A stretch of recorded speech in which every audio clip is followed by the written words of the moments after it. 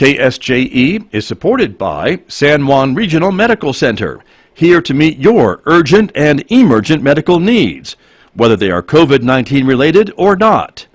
Medical emergencies happen when you least expect them. Whether it's a stroke, heart attack, illness, or injury, San Juan Regional Medical Center's caregivers are here to provide care to you and your loved ones.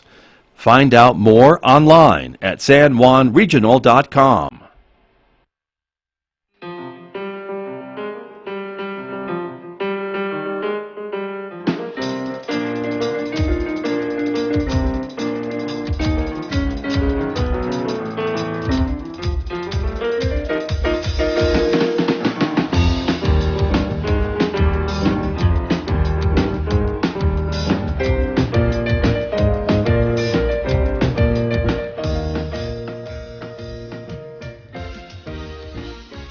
Eleven minutes past 8 o'clock. It is Tuesday morning, June the 8th. Good morning, everyone. I'm Scott Michlin. Thanks for tuning in to KSJE 90.9 FM over the air here in San Juan County, New Mexico, 103.3 FM over the air in Durango, Colorado, and streaming everywhere on Earth from our website at ksje.com and streaming to your smart speaker as well.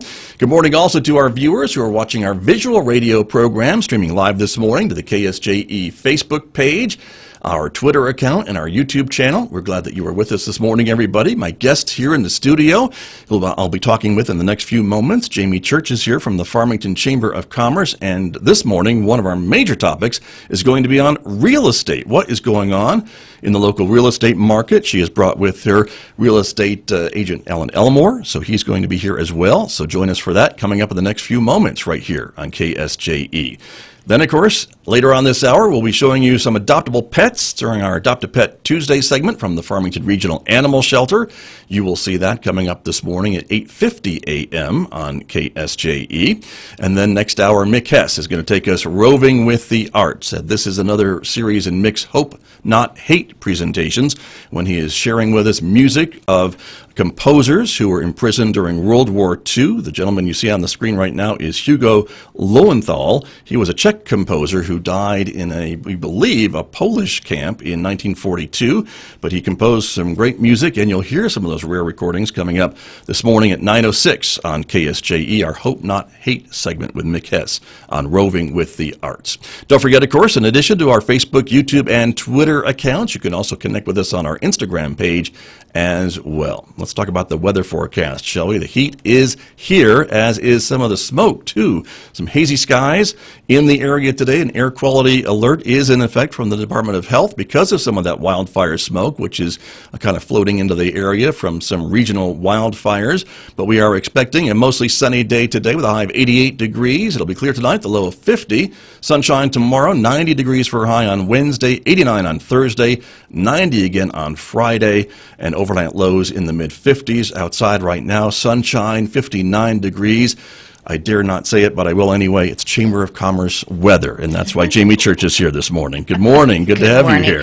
Good morning. Sunny and warm in Farmington all summer long. That's right. It is Chamber of Commerce weather. Right. So. Good to see you. Thank you for coming in. And our other guest, Alan Elmore, is here from Real Estate Pros. Alan, good morning to you. Good to have you here as well. Thank you for having me. And I would just like to let the listeners know this is Alan's first time in the studio. Usually when I talk with him, he's in the glade and standing in the middle of a bunch of trash because he's talking about the cleanup that he helps to coordinate every year. So it's good to have you here in the studio. Thank you. It's good to be here. It's a really nice studio. Thank you very much. Well, thank you. Very nice. Yeah, Very he's like, why have I been standing outside all these years, Michlin? Why didn't you bring me in here? Good grief. But I could have brought pictures of the trash. Right. I understand. I brought some trash with us. That's right. It's good to have you here and to really give us some perspective on what's going on with real estate, and that is, I think, why Jamie brought you with her today. Well, and Alan has been on our Chamber Board of Directors for, a number of years. He's also been very involved in the Four Corners Professionals Group, and so he's been involved with the Chamber for a long time,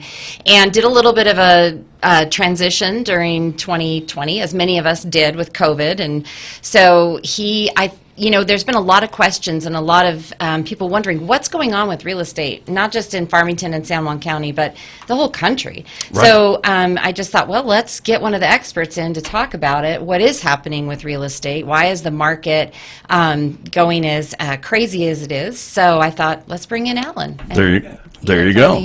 From the expert. Well, I wish there was a simple explanation to the whole question, what's going on with real estate, but one of the things I like to point out about real estate is just like apples or gold or automotive steel, these types of things, real estate is a commodity. There's only a certain supply of real estate at any given time. What's happening with the real estate in our market and other markets around the United States is that there's very little supply and moderate to high demand for real estate.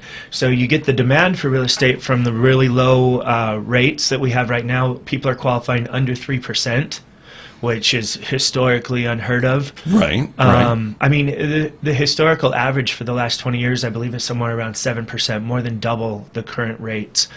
And then the low demand comes from a few things. Obviously, COVID. People staying home, I'm assuming, not wanting to sell their homes, not knowing what's next or what's going to happen. And so the fear of that makes people not want to sell their homes. And then we're not building a lot of new homes because obviously a low supply of lumber, which drove up the price of lumber over 300% in the last year. So there's a lot of elements and factors contributing to this. Right. And I guess the other thing about real estate that always fascinates me is that markets, though, are different, right? Some real estate markets are maybe the complete opposite of what we're experiencing here in Farmington, although most, it seems like, are really in the same situation with what you're describing. Yeah, most, it seems, are in the same situation, or actually even in a worse situation than what we're describing, having much more low inventory, and then they'll list a home and have 30 or 40 offers within the first day or two. Right. And that just seems crazy to me, but that's what's happening in some places. Crazy. And so let's talk about what's going on in San Juan County, because that's kind of what we're talking about, right? It's not specifically just Farmington, but it's really the whole county. And you sent me some graphs to kind of show a little bit of where we're going and what we're talking about, which I appreciate. Thank you very much. And these you pulled from the data, was it from just the local real estate sales? Yeah, this is from numbers? Our local MLS. Okay. So these are local numbers and local things that absolutely that we're seeing. And so let me just show the number of listings. And so can we start with that one? Yeah, absolutely. So what we're looking at here is over the last year, we're looking at active listings, new listings, and sold listings. As you can see, there's been a pretty steady downward trend since July of last year. And we had a huge uptick in May, so we may be starting to see an uptick in trends, in the trend of the number of listings. New listings, we saw an uptick in that and a downtick at the same time in sold listings in May, so that's what led to that big uptick in the total number of listings. But as you can see, we went from about 400 listings last July down to April, we were looking at about 200 listings, so almost half as many. Right. Currently, I checked it this morning, we have 258 active listings in San Juan County, and 140 of those are not under contract. So there's only 140 available properties in San Juan County. Got you. And so we keep hearing that it's a seller's market. Is that a correct term to use, or am I using it incorrectly? No, it is a seller's market. I hate to say that it's a seller's market. It's because I have buyers, and there are people looking to buy in this market, but it is tougher for them. It's harder for a buyer than it is a seller in this market because they're competing with a lot of other buyers for the same properties. So you look at that 140 properties, well, how many of those are in your price range? Let's say you're in the $200,000 to $250,000 price range, which is the average price range for San Juan County. Mm-hmm. You're looking in that price range, and let's say you want to be in Farmington or a specific part of Farmington. You only have 3 or 4 houses to look at. Right. And maybe they don't have enough bedrooms, or they don't have whatever, exactly. Or they don't have this or that. So exactly. Interesting. And so that's what we have. And so, Jamie, do you have folks calling the chamber looking for real estate or opportunities or wanting to relocate, right? Yes, we do have people calling asking for relocation packets all the time. And I think, what's interesting to me is that it does seem to be people leaving these larger urban areas, California, Chicago. Well, Chicago's probably partly urban and partly weather related. But so we have a lot of people that are leaving those larger urban areas and wanting to come to smaller communities. And some of that is because people can work remotely now that we went through an entire year of working remotely with Zoom and Microsoft Teams and all of that. People are realizing, look, I can live anywhere. I don't want to be spending all of my money on housing. I want to get to a smaller community with a lot of outdoor things and great weather and really good housing prices. And so I think that's one of the reasons for us we're seeing this. Also retirees. We know that we have a lot of what retirees are looking for, and I've talked about the retirement committee before and how we're very active in trying to promote this area for retirees. We just did a ribbon cutting this weekend at the country club for the new pickleball courts. Right. I mean, that's a big deal. Right. And we are starting to have all these amenities. San Juan College, we know with the Encore program, is huge. So we are getting a lot of people wanting to relocate, or they lived here, went away, and now they're ready to come back. And so I think, I mean, would you agree, Alan? Is that a lot of what you're seeing as far as who's buying and why they're buying? When these sellers call you? We are, yeah. We're seeing a lot of people moving from Colorado, from larger areas in Colorado, so better weather. Also getting out of big cities. I'm seeing people from California moving into town, and then as far away as Hawaii, we sold a house to somebody moving here from Hawaii. But you're also, so in those communities where our real estate prices have gone up quite a bit in the last few years. The average home here is still in the $200,000 range.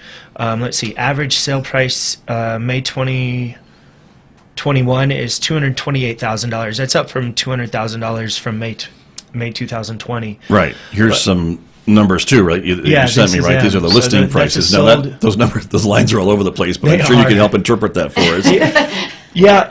So that it does go up and down from month to month. I mean, if you could draw a median line through an average line, you're right at about $200,000. So so an average home here costs $200,000, where an average home in Los Angeles is 5 times that. Right. And that's for an average home. And I bet the square footage is a little bit different. It's probably a little bit different. And as Jamie was mentioning, folks are learning that they can telecommute, work from anywhere, and maybe they need 2 home offices, so maybe they need a 4-bedroom house with the kids and everything else. A 4-bedroom house here is going to cost a lot less than a 4-bedroom house in Denver or some of these other, Phoenix or some of these other places. Or even Durango. Yeah. So we're seeing a lot of people move from Durango too that are not only are able to telecommute, but have realized that, that's from San Juan County, that's 45 minutes to an hour to Durango. Right.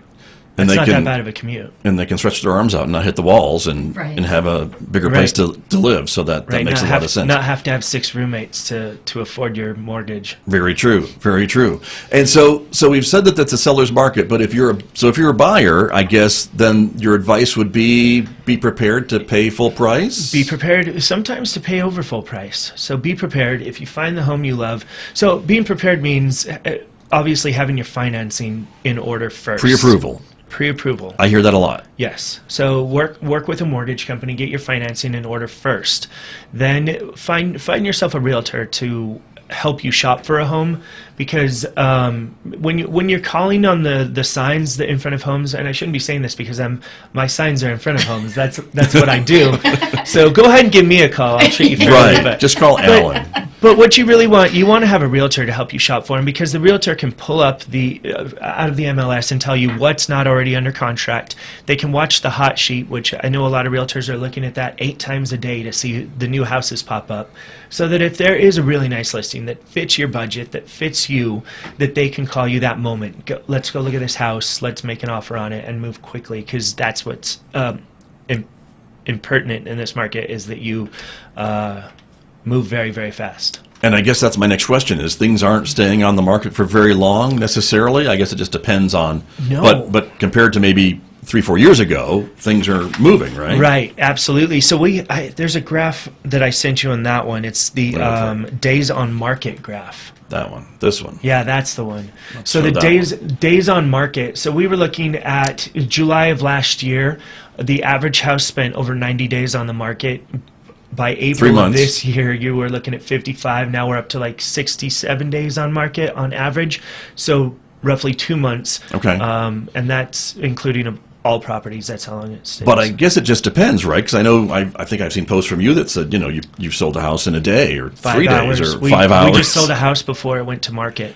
Wow. So, well, how does that happen? You see that a lot. Well, because you have buyers and sellers. And so you were able to connect the two of them. Right, and it's a perfect Before- house, and boom, Perfect house. make an offer, accepted, done. Absolutely. There you go. And so it's tough.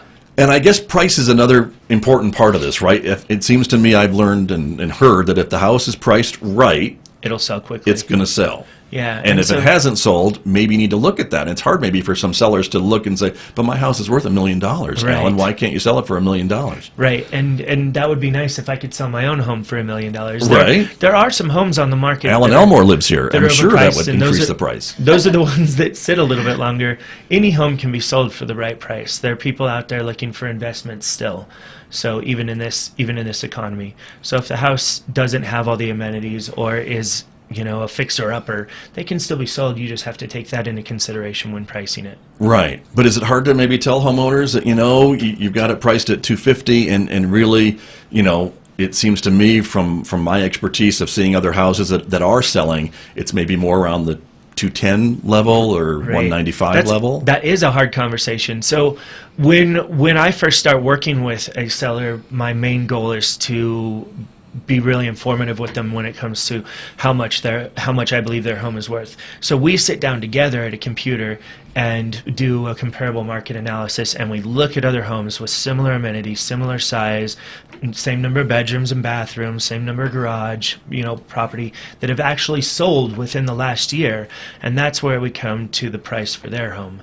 So we're looking at other homes. We're not just ballparking and making things up. Right. And that, I think, would be another reason why you'd want to call a realtor Right. to help you through this, to know that you're pricing it correctly. Right. So you don't underprice your home as well. Sure. So that's a huge mistake. Leave that money can on be the made. table. Yeah. Who does that? Yep. I don't want to do that at all. So, Jamie Church from the Chamber, I mean, again, with all this activity going, these houses that are flying off the market and being snapped up by folks who want to move back, hopefully, right? And do some of these things. I mean, this is all good signs This for is all the good local signs. economy. I mean, it'd be nice if these folks were moving here to take these, $300,000 a year jobs, but Right. we know we have a keep working shortage on in that. We can keep working on that. But I think it's all a sign of things moving forward and things looking positive. And as I mentioned to you, we had 6 ribbon cuttings in June alone.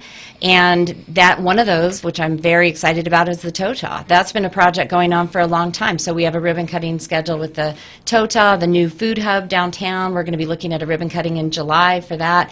There's a lot going on. And some of the pieces we've been working on that had so much momentum prior to COVID. So, for example, the outdoor rec industry, Right. film, retirement, all those things were put on pause during 2020, but now we're starting to ramp up again and seeing people starting businesses. We've had a lot of new chamber members. We've got what's going on with the real estate market. And so I think the overall sense is a feeling of things positive and moving forward. And some of our events that we put on hold during 2020, for example, the Four Corners Professionals Group, we're doing a social happy hour at Traeger's on the 17th. Anybody who's wanting to connect with other professionals in the area or just do some networking or just go to a happy hour. Let's Right. be How long honest. has that been? I have to try to come up with a reason, but we all just really want to go to a happy hour. There you go. So Traeger's is Traeger's Bar. So we're going to be hosting that, and that'll be on the 17th of June at 5:30. So I mean, a lot of the events that we did not have in 2020 are happening. So Right. obviously, Music by the Pond is this Friday, sold out event. But we are starting plans for the Four Can it Corners. be in the pond if it's going to be really hot well, on Friday? it might be. We might be Because- jumping in the pond. Okay. But the Four Corners Women's Summit is on track for October 28th, and I think that's going to be a huge event. And one of the great things about 2020 is the virtual piece. So now, just instead of just saying we're selling tickets to people within, Farmington or San Juan County, we're selling tickets to anybody anywhere because we're going to be live streaming it, and so they'll be able to hear our keynote and our guests no matter where they are. And so I think that opens up what's happening in our area to everybody in the United States. We have a lot of great things going on here, and the more we market ourselves, which we know Farmington needs to do, San Juan County needs to work Right. on, but everybody says to me, oh, we're a hidden gem. And I'm like, well, I don't want to be a hidden gem anymore. We want everybody to know about what we have. So, but I think some of the things like Zoom and the Sure. live streaming and all that help with that. You So, bet. Yeah. And so these events that you're talking about, you are kind of planning them as Yes. in-person and Yes. virtual events. So for Yes. folks who have missed that Yes. person-to-person, Right. this is coming back Right. safely and also offering it virtually as well. Exactly, especially things like the Women's Summit. Now, Right. Chili in October is scheduled for October 2nd, and that is a full-out chili competition at Burke Park, just like we always did it. So Right. we might have some, I always like to give a little bit of a caveat and say, there might have to be some changes last minute as we still deal with this COVID-19 and pandemic and numbers going up and down and vaccine rates and all of that. But at this point, everything is just moving ahead as planned, and so that feels really good. And it does feel a little bit like things went from just sort of 0 to, I'd like to say 0 to 60, but it's really 0 to 100 in just minutes, where we went from things being very kind of quiet to everything happening almost all at once. And so we're playing a little bit of catch up, but I think we're doing a good job. Right. Well, and I think, again, as things do kind of reopen, we're seeing numbers kind of calming down, vaccination rates going up. Right. The state saying, we hope to get rid of the color-coded everything by the end of this month, and we're on track to hopefully do that. Right. San Juan County in turquoise for the next 4 weeks. So That's why I'm wearing my turquoise. Is that Can't why you're see. wearing I don't know it? if your Let me watchers put can you see, up but I there. wear my turquoise. She's 'cause got I'm it on like, there right let's now, stay in celebrating turquoise. turquoise. Well, we're locked into 4 weeks. That's the rule, right? I know, So that's right, That's that's most of the right. month of June. So Exactly. there you go. And we have our first Red Coat lunch coming up. So our Red Coats, which are our ambassadors that do the Right. ribbon cuttings and things, we typically have a lunch meeting every month, and that's been on hold. But we have it coming up on June 14th, and our guest speaker is going to be Devin Neely talking about what's going on with the TOTA and the film festival. So it feels just very positive. It feels like things are getting back to a sense of normal, and with a few ups and downs in there. But overall, I think the outlook is good, and the chamber is very, very strong. And so that's great. I'm happy to report that. Very good. Well, we're happy to hear that, too. Yes. Ellen Elmore, Jamie mentioned all of your involvement with the Chamber of Commerce. Forever, it seems to me. I mean, from young professionals to, serving on the board and things along that line. And you're no slouch when it comes to marketing, from your previous life to your new life. I mean, Yes, sir. you know a thing or two about, getting the word out about what you're doing or what your business is doing and how to reach people and do all those important things when it comes to marketing. Yes, sir. I mean, I think that's the key to well, I don't want to say my success, but how well things are going for me right now. So that is key, is the marketing, getting my name out there, the branding, brand awareness. Right. Well, you're very modest, but I mean, Jamie mentioned that, during 2020, you really reworked yourself into a whole new career. Yeah. If you don't mind talking No, about that's that all for just a right. moment. No, I mean, so we did the Thrifty Nickel, American Classifieds, Right. for many years. That was a family business. I actually moved around the country and worked at other publications. So different Santa Fe Thrifty Nickel, the Shopper's Paradise in Oklahoma, various publications like that. Also owned a marketing company, so I was doing social media marketing, websites, branding, and a lot of political campaigns over the years. But I just took all that stuff. I mean, COVID killed us. COVID killed the company, and there was nothing we could do about it. And just looking at the numbers, it didn't make sense to hold off and reopen. It wasn't in the cards for American Classified, so we had to make a decision about something that I could do to support my family, that where my talents lied at. I'm a good salesman. I know marketing, and I know how to brand myself, and I know how to sell things. And so I just picked something that I wanted to sell, and that was houses. That's Right. how I dove into this, and then just started researching. Took the classes in a matter of a month, completed all the courses, and then have just been reading books, listening to podcasts, watching YouTube videos about it, reading articles. I mean, I just read and study real estate constantly, pretty much. Well, and I think that's a really good point. I think that it's not just like, oh, wasn't Alan lucky that he was able to do this? Anything that's going to be a success. And Alan was one of the ones who said maybe we should do a virtual series from unemployed to entrepreneur, because we couldn't have in-person things going on much. So we did a virtual series about recognizing that people were in a transition point in their life. Either their job was maybe in the energy industry and they were worried it was going to be phasing out, or they had all those months at home during the lockdown to really reassess their life, what they wanted to do, or they're retiring and they want a second career. But you studied, you worked at it, you looked into it, you went to the resources to help you be a success. And I think that's a really valuable lesson for anybody who's starting out as an entrepreneur or has a small business. There are so many resources out there, so educate yourself. And you did that. It wasn't just luck. That's why I like that series so much. I was thinking, because whenever I jumped into this, people were like, well, what's the key? What's the key? And so there's a lot of keys to it. It's not impossible to do. I'm not like a super motivated person. I'm pretty normal as far as motivation goes. I don't know about that. I may have to disagree with you there, but okay.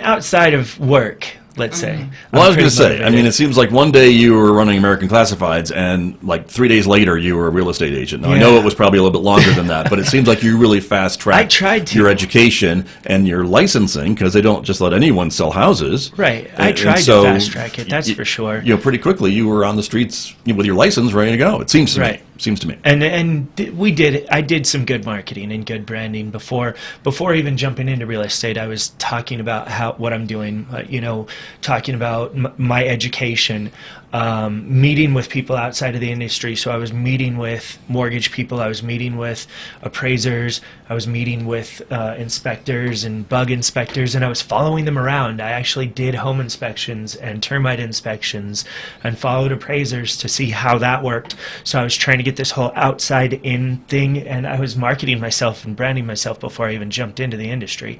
But it's not, it's not a mystery what I did. These things are all widely available to anybody. Anybody can do what I did.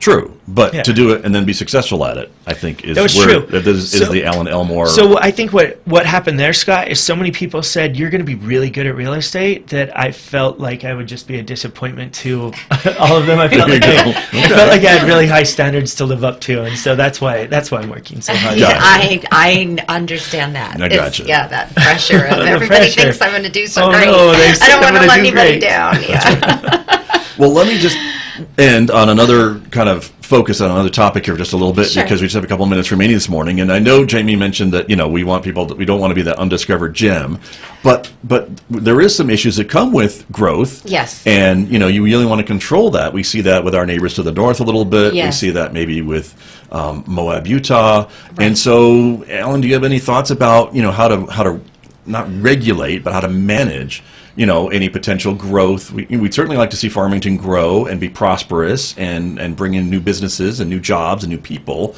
but we want to do it the right way. I sure would. I don't. So from an outsider's perspective, I go to Moab a lot. I go to Durango a lot. I go to Silverton a lot. These are some of the places you're talking about that have seen a huge amount of growth recently, and internally are complaining about it and feeling the pain of it. But the people who are complaining about it are the ones that wanted it small and wanted it to themselves. Mm-hmm. And so it's just became discovered. Moab's still a really fun place to go. Since Moab started experiencing this growth, there's twice as many places to eat there now. There's more things to do. The Farmington going through its growth is fun. We have the water park now, and we've got the lake now, and the more we grow, the more fun things, the better this city's going to be. I don't know that we need to regulate it per se. Maybe manage is a better word maybe than regulate. I know they're the same thing, but I'm all for exponential growth in Farmington. I'd love to see it. I'd love to see us become twice the size city we are. I do think the issue we're going to face is we're going to run out of land. Mm-hmm. And that's kind of what they're facing in Durango, And that's and somewhat of a unique problem to Farmington in that, there's only, I forget the number, how much percent 6% in San Juan County is private land in the county. So right. At some point, I guess we will. It seems like when you look out, there's all this open space, but a lot of that is public land, Public land. Yeah. Native American reservation land, Right. whatever the case may be. You can't just go and buy that parcel. And we've seen times before where the city was able to annex some of the land from BLM, and we'll probably see that again. Right. So As things continue to kind of grow As they and, grow. and move. So very exciting. Yes. Jamie Church, your event is at Traeger's, the Yes. happy hour event. Yes, We so wanna that is the remind folks 17th about. at 5:30, and they have a really neat upstairs lounge and just a great time to do, meet some other area professionals, do some networking. Okay. That's what this is about. Bring your business cards. Don't be shy about handing a business card and telling people what you do. And again, the Chamber will be putting out all the information on everything we've got going on, including business after hours and events. So, yeah, a lot Those will going start on. popping up again soon, and folks Yes. will be able to follow you on your Facebook page if they don't already to Yes, get follow the us on our word Facebook on some of page. these events that are coming up. Alan Elmore, again, maybe real estate advice in the last couple of words here. What would you say to folks? Pre-approval. pre-approval, yeah, that's a good one. Buy low, sell high. Yes, That's a good Right, one. right. Yeah, I think the pre-approval's the best if you're on the buyer side. If you're on the seller side, make sure that you're pricing your home correctly. I think that's There you going go. to be key. Okay, very good. Great to talk to both of you. Thank you Thank very you. much for coming in, Thank you for everybody. having us. Always great to have you here. Ellen, Yeah. great to have you here in the studio. Thank you. And now that you know where we are, come back anytime. Yeah, I got a little lost on the way. That's okay. That's all right. Not a problem. Thank you you. very much. My guests this morning, Alan Elmore and Jamie Church with the Farmington Chamber of Commerce. And I'll be back with more in just a moment, everyone. The time right now is coming up on 8:41.